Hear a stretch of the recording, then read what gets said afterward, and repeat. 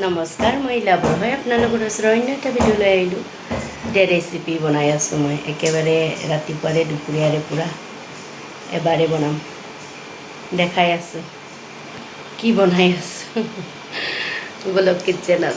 বিলাহী, মচুৰ দালি, মগু দালি হৈ গ'ল, চম্বাছ দিলোঁ, আপোনালোকক নেদেখালোঁ। ইফালে মূলা আৰু আলু ভাজিব লৈছোঁ আৰু এইটো জাতিলাও ভাজিব লৈছোঁ। এইখিনি চাহ বনোৱাৰ কাৰণে, এইটো কিবা ক্ষীৰ বনোৱাৰ কাৰণে। ইফালে মূলা ভাজি হৈ গ'ল।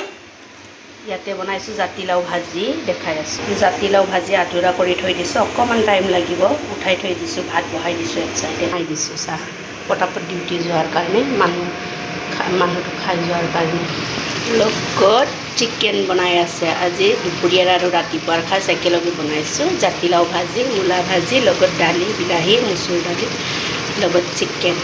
আজি এইটো দিয়ে পৰিৱেশন কৰিম। আপোনালোকে যদি মোৰ ভিডিঅ'টো ভাল লাগে, ইণ্টাৰেষ্টিং হয় চাৱাৰ কাৰণে লাইক কৰিব, কমেণ্ট কৰিব, শ্বেয়াৰ কৰিব। Bye bye.